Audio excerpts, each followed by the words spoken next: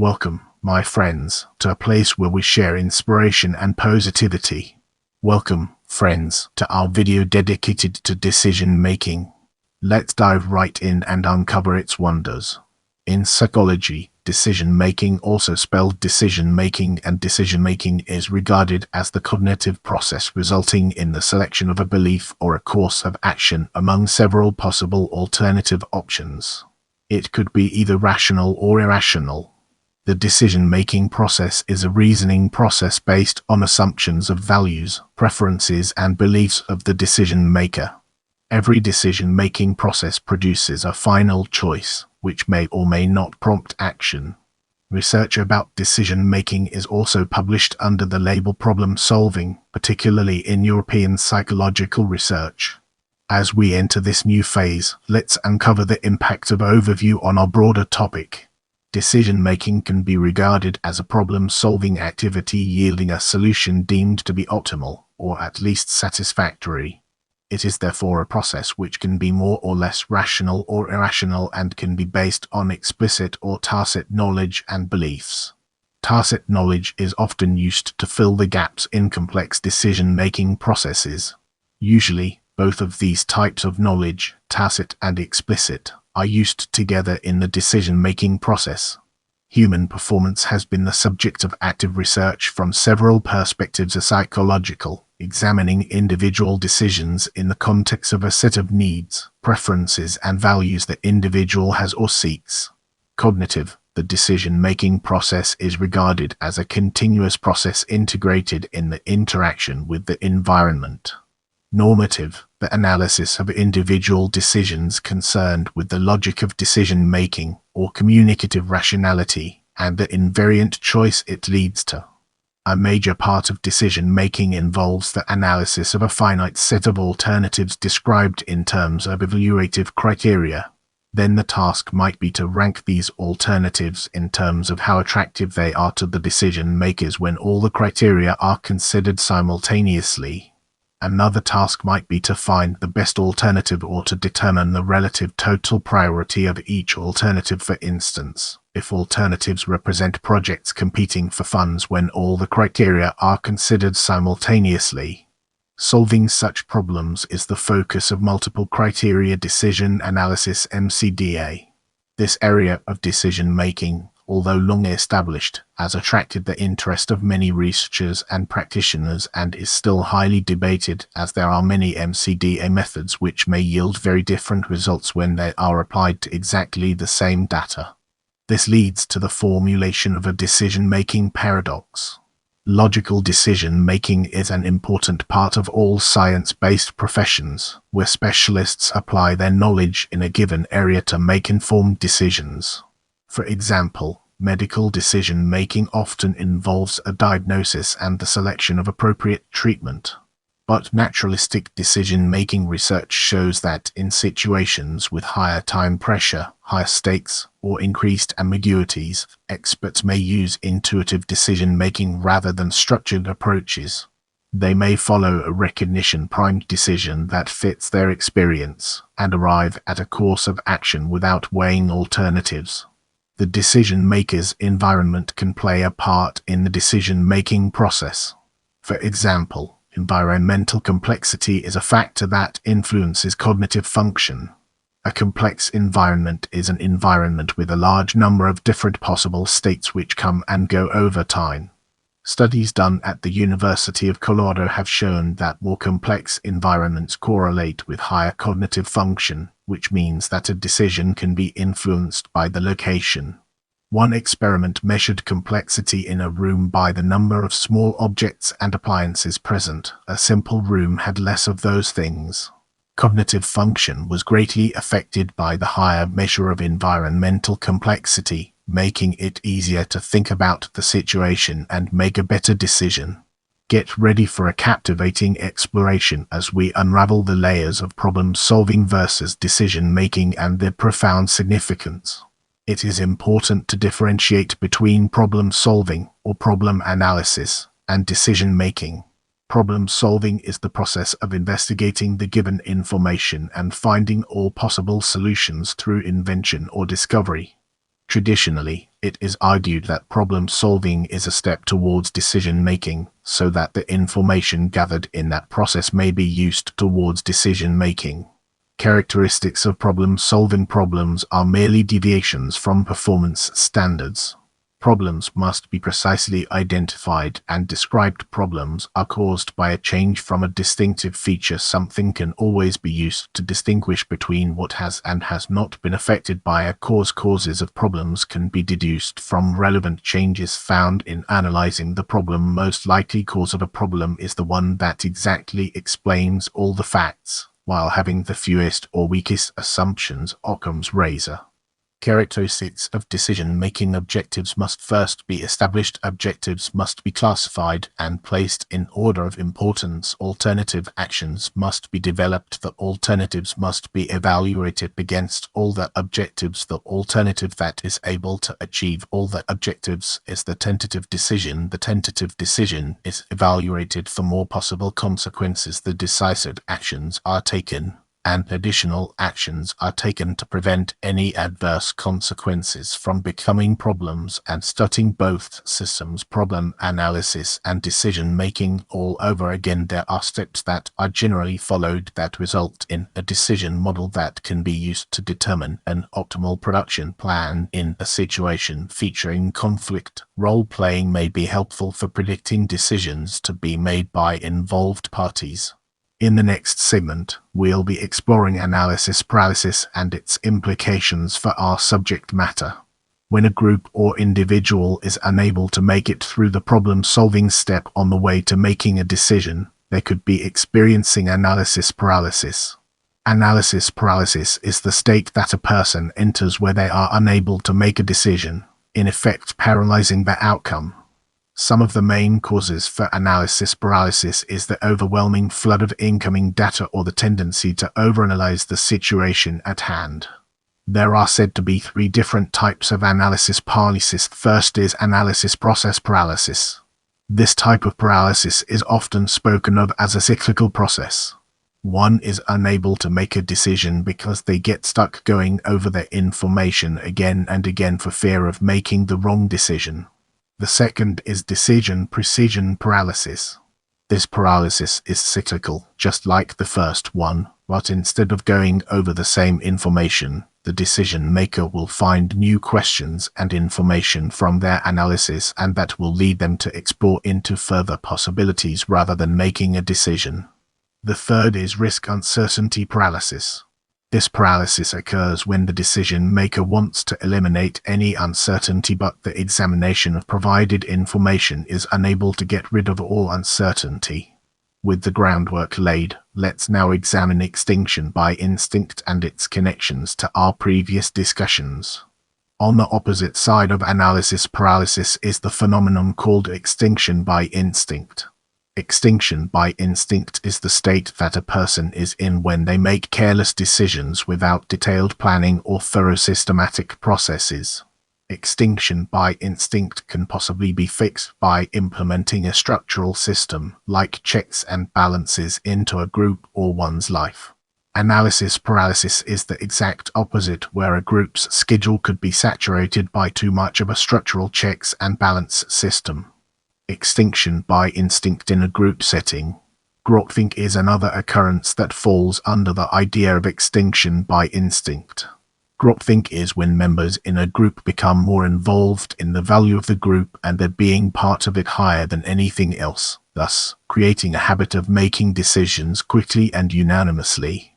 In other words, a group stuck in groupthink is participating in the phenomenon of extinction by instinct. With our foundation established, it's time to explore information overload and its relevance to our overarching theme. Information overload is a gap between the volume of information and the tools we have to assimilate it. Information used in decision-making is to reduce or eliminate the uncertainty. Excessive information affects problem processing and tasking, which affects decision-making.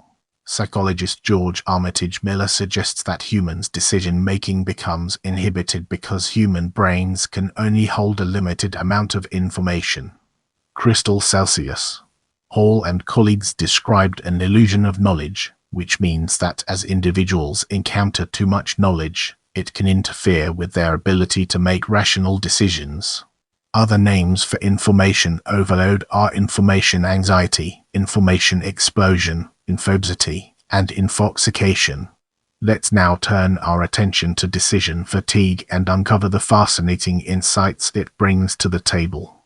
Decision fatigue is when a sizable amount of decision-making leads to a decline in decision-making skills. People who make decisions in an extended period of time begin to lose mental energy needed to analyze all possible solutions.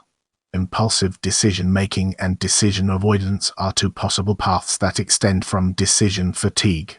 Impulse decisions are made more often when a person is tired of analysis situations or solutions. The solution they make is to act and not think. Decision avoidance is when a person evades the situation entirely by not ever making a decision. Decision avoidance is different from analysis paralysis because this sensation is about avoiding the situation entirely, while analysis paralysis is continually looking at the decisions to be made but still unable to make a choice. Get ready for a captivating exploration as we unravel the layers of post-decision analysis and their profound significance. Evaluation and analysis of past decisions is complementary to decision-making. See also mental accounting and post-mortem documentation. The spotlight now falls on neuroscience as we delve deeper into its details. Decision-making is a region of intense study in the fields of systems neuroscience and cognitive neuroscience. Several brain structures, including the anterior cingulate cortex ACC, orbitofrontal cortex, and the overlapping ventromedial prefrontal cortex are believed to be involved in decision-making processes. A neuroimaging study found distinctive patterns of neural activation in these regions depending on whether decisions were made on the basis of perceived personal volition or following directions from someone else. Patients with damage to the ventromedial prefrontal cortex have difficulty making advantageous decisions. A common laboratory paradigm for studying neural decision-making is the two-alternative forced choice task, in which a subject has to choose between two alternatives within a certain time. A study of a two-alternative forced choice task involving rhesus monkeys found that neurons in the parietal cortex not only represent the formation of a decision but also signal the degree of certainty or confidence associated with the decision. A 2012 study found that rats and humans can optimally accumulate incoming sensory evidence to make statistically optimal decisions.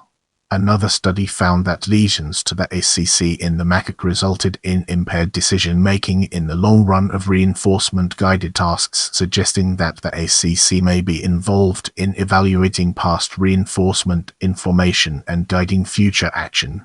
It has recently been argued that the development of formal frameworks will allow neuroscientists to study richer and more naturalistic paradigms than simple decision tasks. In particular, such decisions may involve planning and information search across temporally extended environments. Get ready for an exciting exploration as we unravel the mysteries of emotions. Emotion appears able to aid the decision-making process. Decision-making often occurs in the face of uncertainty about whether one's choices will lead to benefit or harm. See also risk. The somatic marker hypothesis is a neurobiological theory of how decisions are made in the face of uncertain outcomes. This theory holds that such decisions are aided by emotions, in the form of bodily states, that are elicited during the deliberation of future consequences and that mark different options for behavior as being advantageous or disadvantageous. This process involves an interplay between neural systems that elicit emotional bodily states and neural systems that map these emotional bodily states. A recent lesion mapping study of 152 patients with focal brain lesions conducted by Aaron Kelvin, Barbie and colleagues provided evidence to help discover the neural mechanisms of emotional intelligence. Our focus now turns to decision-making techniques, an important aspect of our discussion. Decision-making techniques can be separated into two broad categories: group decision-making techniques and individual decision-making techniques. Individual decision-making techniques can also often be applied by a group. Now, let's shift our focus to group and embark on an intellectual exploration of its various dimensions. Consensus decision-making tries to avoid winners and losers. Consensus requires that a majority approve a given course of action, but that the minority agree to go along with the course of action. In other words, if the minority opposes the course of action, consensus requires that the course of action be modified to remove objectionable features. Voting-based methods. Majority requires support from more than 50% of the members of the group. Thus, the bar for action is lower than with consensus. See also Condorcet method. Plurality, where the largest faction in a group decides, even if it falls short of a majority. Score voting or range voting lets each member score one or more of the available options, specifying both preference and intensity of preference information. The option with the highest total or average is chosen. This method has experimentally been shown to produce the lowest Bayesian regret among common voting methods, even when voters are strategic. It addresses issues of voting paradox and majority rule. See also approval voting. Quadratic voting allows participants to cast their preference and intensity of preference for each decision as opposed to a simple for or against decision. As in score voting, it addresses issues of voting paradox and majority rule. Delphi method is a structured communication technique for groups, originally developed for collaborative forecasting but has also been used for policy making. Dotwocracy is a facilitation method that relies on the use of special forms called dotwocracy. They are sheets that allows large groups to collectively brainstorm and recognize agreements on an unlimited number of ideas they have each wrote. Participative decision-making occurs when an authority opens up the decision-making process to a group of people for a collaborative effort. Decision engineering uses a visual map of the decision-making process based on system dynamics and can be automated through a decision modeling tool, integrating big data, machine learning, and expert knowledge as appropriate. Let's now shift gears and explore individual through a critical lens, uncovering its strengths and weaknesses. Decisional balance sheet, listing the advantages and disadvantages, benefits and costs, pros and cons of each option, as suggested by Plato's Protagoras and by Benjamin Franklin. Expected value optimization, choosing the alternative with the highest probability weighted utility, possibly with some consideration for risk aversion. This may involve considering the opportunity cost of different alternatives. See also decision analysis and decision theory. Satisficing, examining alternatives only until the first acceptable one is found. The opposite is maximizing or optimizing, in which many or all alternatives are examined in order to find the best option.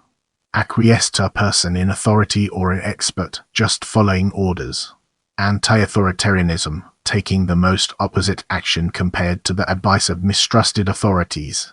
Flippism, e.g. flipping a coin, cutting a deck of playing cards, and other random or coincidence methods of prayer, tarot cards, astrology, augurs, revelation, or other forms of divination, superstition or pseudoscience. Automated decision support, setting up criteria for automated decisions.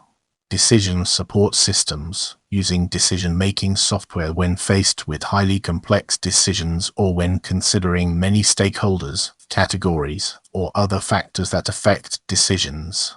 Let's transition to steps and uncover its significance.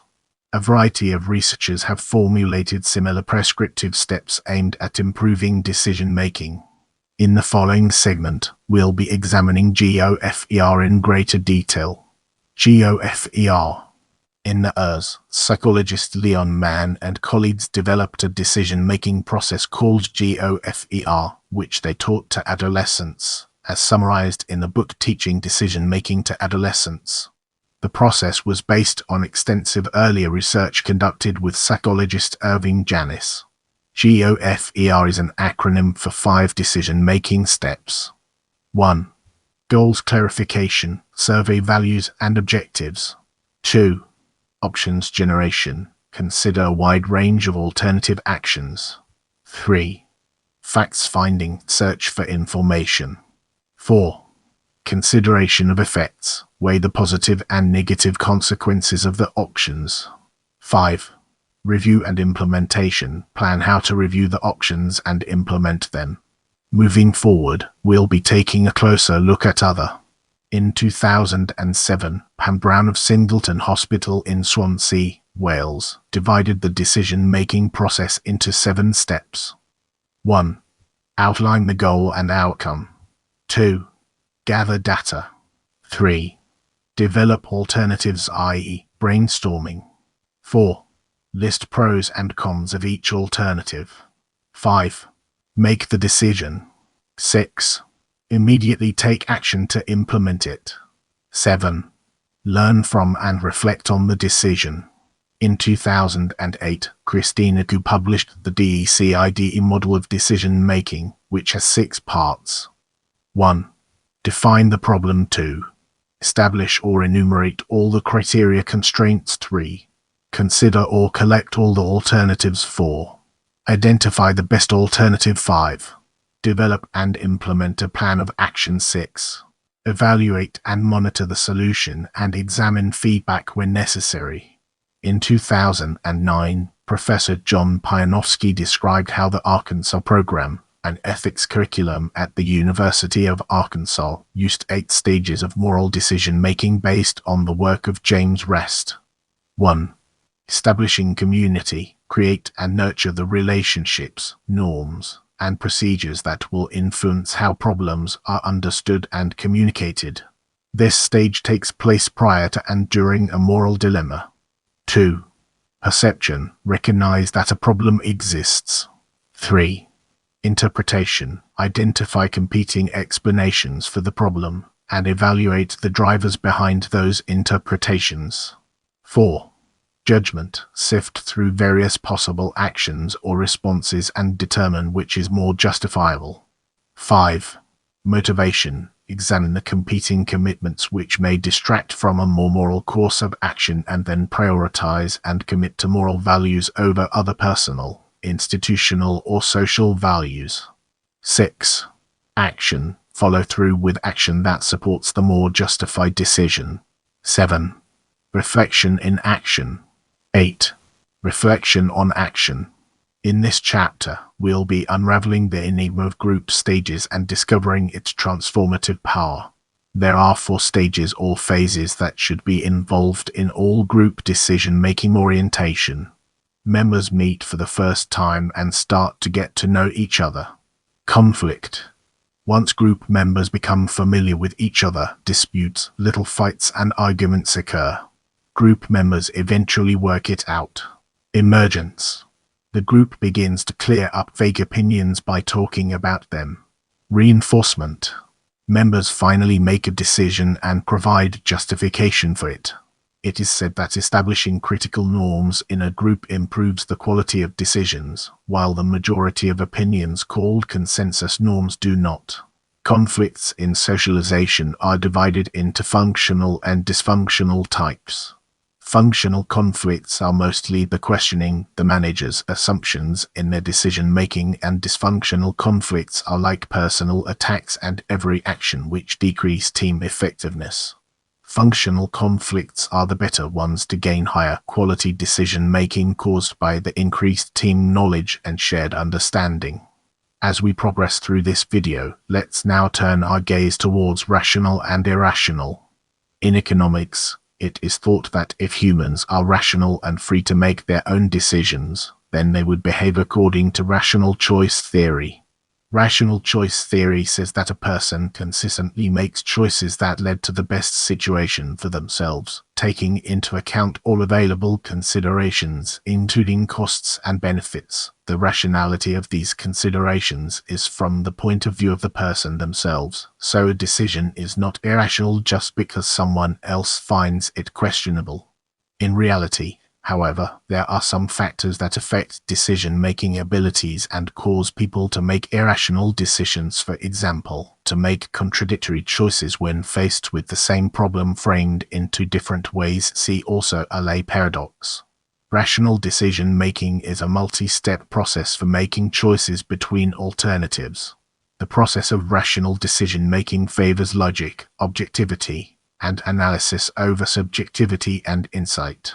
Irrational decision is more counter to logic. The decisions are made in haste and outcomes are not considered. One of the most prominent theories of decision-making is subjective expected utility (SEU) theory, which describes the rational behavior of the decision-maker.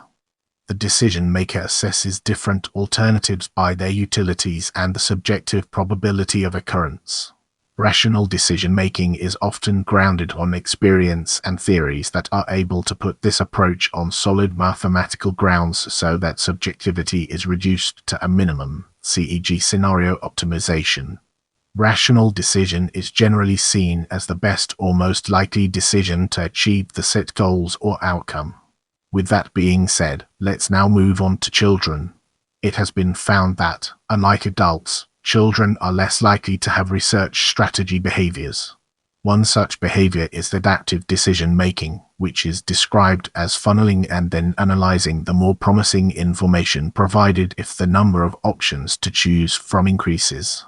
Adaptive decision-making behavior is somewhat present for children, ages and older, but decreases in presence the younger they are. The reason children are not as fluid in their decision-making is because they lack the ability to weigh the cost and effort needed to gather information in the decision-making process. Some possibilities that explain this inability are knowledge deficits and lack of utilization skills. Children lack the metacognitive knowledge necessary to know when to use any strategies they do possess to change their approach to decision-making. When it comes to the idea of fairness in decision-making, children and adults differ much less. Children are able to understand the concept of fairness in decision-making from an early age. Toddlers and infants, ranging from months, understand basic principles of equality. The main difference found is that more complex principles of fairness in decision-making, such as contextual and intentional information, do not come until children get older. Get ready for a captivating exploration as we unravel the layers of adolescence and their profound significance. During their adolescent years, teens are known for their high-risk behaviors and rash decisions. Research has shown that there are differences in cognitive processes between adolescents and adults during decision-making. Researchers have concluded that differences in decision-making are not due to a lack of logic or reasoning, but more due to the immaturity of psychosocial capacities that influence decision-making. Examples of their undeveloped capacities which influence decision-making would be impulse control, emotion regulation, delayed gratification, and resistance to peer pressure. In the past, researchers have thought that adolescent behavior was simply due to incompetency regarding decision-making. Currently, researchers have concluded that adults and adolescents are both competent decision-makers, not just adults. However, adolescents' competent decision-making skills decrease when psychosocial capacities become present. Research has shown that risk-taking behaviors in adolescents may be the product of interactions between the socio-emotional brain network and its cognitive control network. The socio-emotional part of the brain processes social and emotional stimuli and has been shown to be important in reward processing. The cognitive control network assists in planning and self-regulation. Both of these sections of the brain change over the course of puberty. However, the socio-emotional network changes quickly and abruptly, while the cognitive control network changes more gradually. Because of this difference in change, the cognitive control network, which usually regulates the socio-emotional network, struggles to control the socio-emotional network when psychosocial capacities are present. When adolescents are exposed to social and emotional stimuli, their socio-emotional network is activated as well as areas of the brain involved in reward processing. Because teens often gain a sense of reward from risk-taking behaviors, their repetition becomes ever more probable due to the reward experienced. In this, the process mirrors addiction. Teens can become addicted to risky behavior because they are in a high state of arousal and are rewarded for it not only by their own internal functions but also by their peers around them.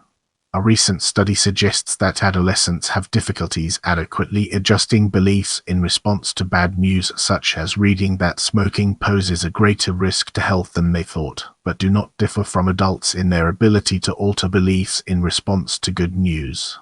This creates biased beliefs, which may lead to greater risk-taking. In this section, we'll be shedding light on adults and its impact on our understanding of the subject. Adults are generally better able to control their risk-taking because their cognitive control system has matured enough to the point where it can control the socio-emotional network, even in the context of high arousal or when psychosocial capacities are present.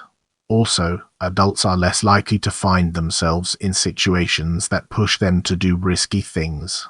For example, teens are more likely to be around peers who peer pressure them into doing things, while adults are not as exposed to this sort of social setting. Without wasting any more time, let's jump into the fascinating world of cognitive and personal biases. Biases usually affect decision-making processes. They appear more when decision task has time pressure, is done under high stress, and a task is highly complex. Here is a list of commonly debated biases in judgment and decision-making. Selective search for evidence, also known as confirmation bias. People tend to be willing to gather facts that support certain conclusions but disregard other facts that support different conclusions. Individuals who are highly defensive in this manner show significantly greater left prefrontal cortex activity as measured by EEG than do less defensive individuals. Premature termination of search for evidence. People tend to accept the first alternative that looks like it might work. Cognitive inertia is the unwillingness to change existing thought patterns in the face of new circumstances. Selective perception. People actively screen out information that they do not think is important. See also prejudice. In one demonstration of this effect, discounting of arguments with which one disagrees by judging them as untrue or irrelevant was decreased by selective activation of right prefrontal cortex. Wishful thinking is a tendency to want to see things in a certain solely positive light, which can distort perception and thinking. Choice-supported bias occurs when people distort their memories of chosen and rejected options to make the chosen options seem more attractive. Recency. People tend to place more attention on more recent information and either ignore or forget more distant information. See semantic priming. The opposite effect in the first set of data or other information is termed primacy effect. Repetition bias is a willingness to believe what one has been told most often and by the greatest number of different sources. Anchoring and adjustment. Decisions are unduly influenced by initial information that shapes our view of subsequent information. Groupthink is peer pressure to conform to the opinions held by the group. Source credibility bias is a tendency to reject a person's statement on the basis of a bias against the person, organization, or group to which the person belongs. People preferentially accept statements by others that they like. See also prejudice. Incremental decision-making and escalating commitment. People look at a decision as a small step in a process, and this tends to perpetuate a series of similar decisions. This can be contrasted with zero-based decision-making. See slippery slope.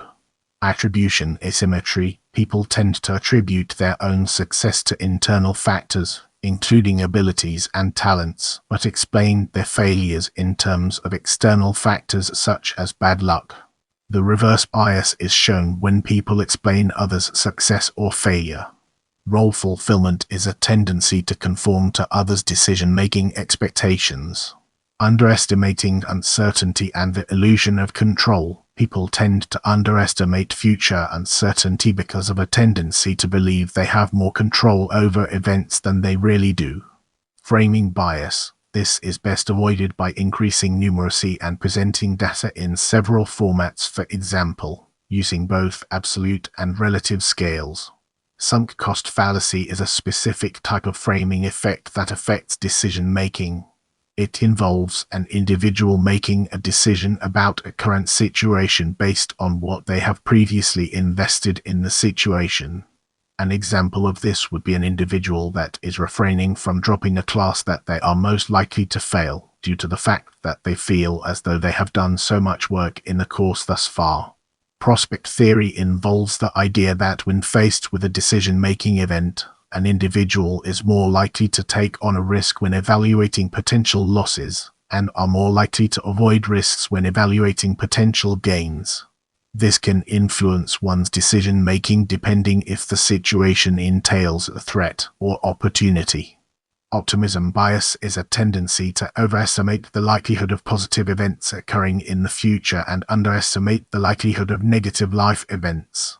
Such biased expectations are generated and maintained in the face of counter-evidence through a tendency to discount undesirable information.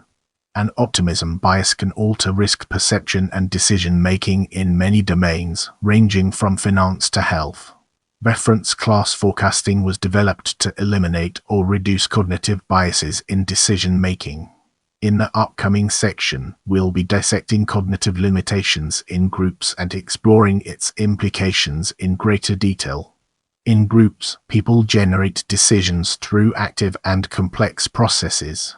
One method consists of 3 steps. Initial preferences are expressed by members. The members of the group then gather and share information concerning those preferences. Finally, the members combine their views and make a single choice about how to face the problem. Although these steps are relatively ordinary, judgments are often distorted by cognitive and motivational biases, include sins of commission, sins of omission, and sins of imprecision. Brace yourself for an in-depth analysis as we navigate through optimizing versus satisficing and its far-reaching implications. Herbert A. Simon coined the phrase bounded rationality to express the idea that human decision-making is limited by available information, available time, and the mind's information processing ability. Further psychological research has identified individual differences between 2 cognitive styles. Maximizers try to make an optimal decision, whereas satisficers simply try to find a solution that is good enough.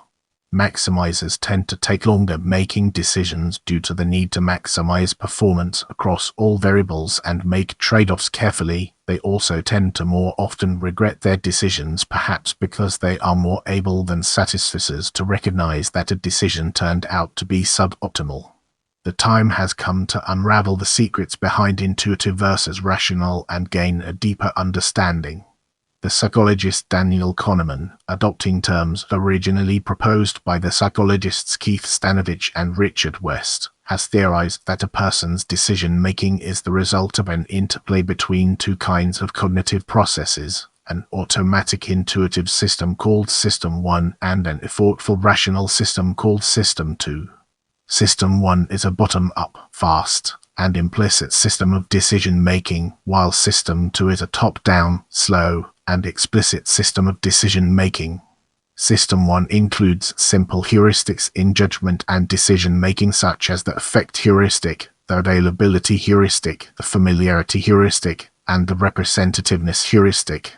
Get ready for an enlightening exploration as we dig into combinatorial versus positional and understand its role in the broader context.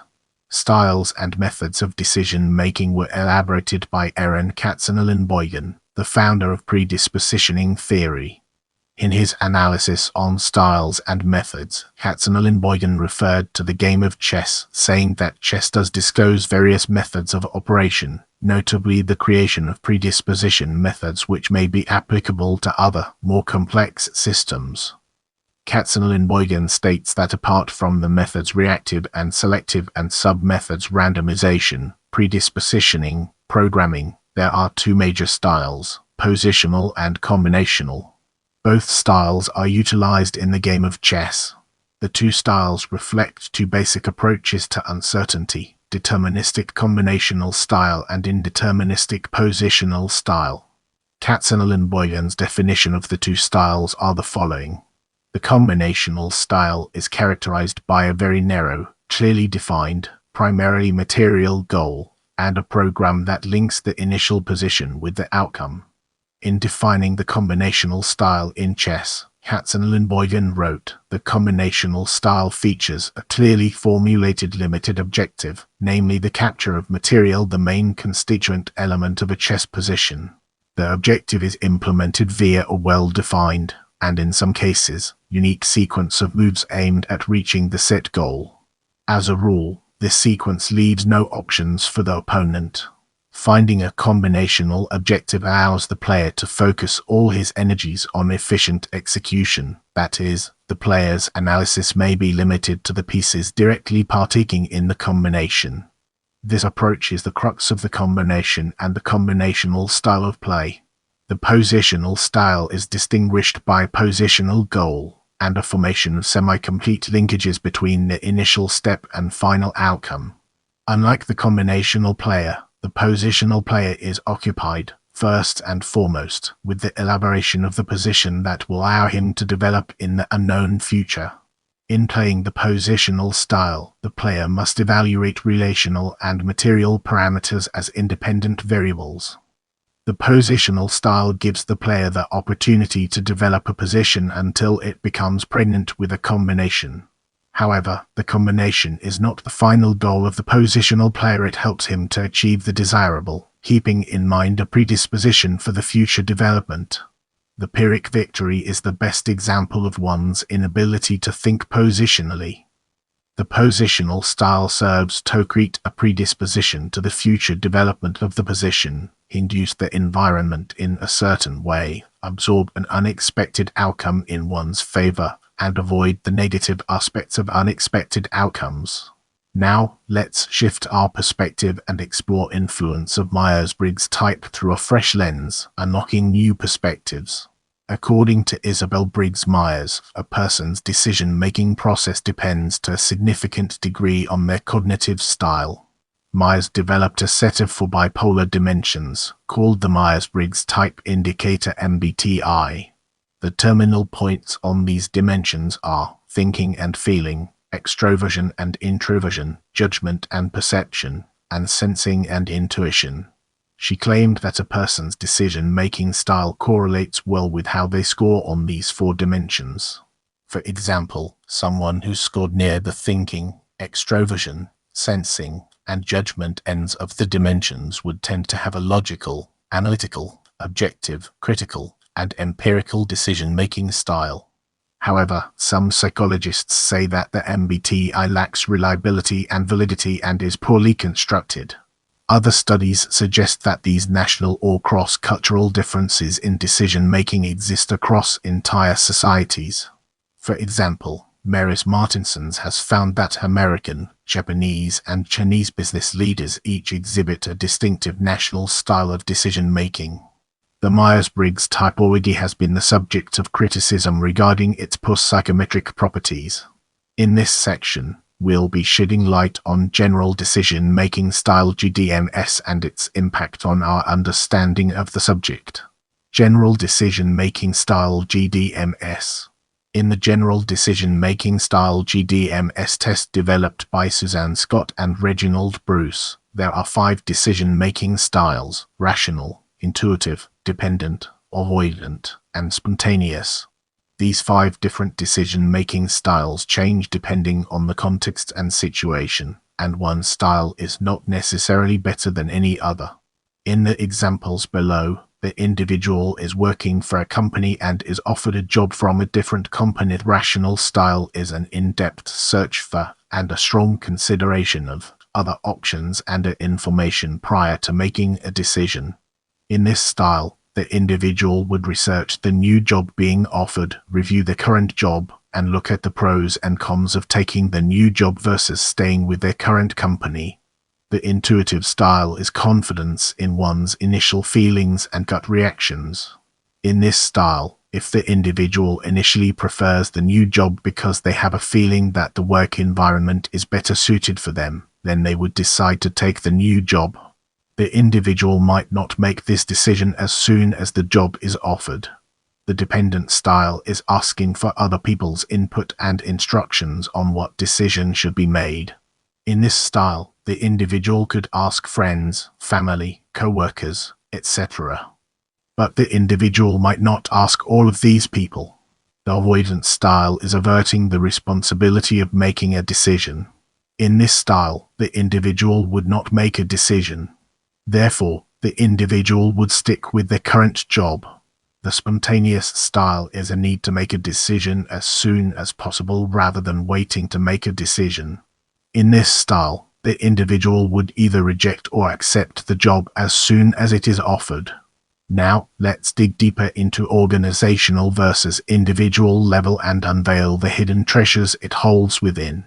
There are a few characteristics that differentiate organizational decision-making from individual decision-making as studied in lab experiments. 1. Unlike most lab studies of individual decision-making, ambiguity is pervasive in organizations. There is often only ambiguous information, and there is ambiguity about preferences as well as about interpreting the history of decisions. 2.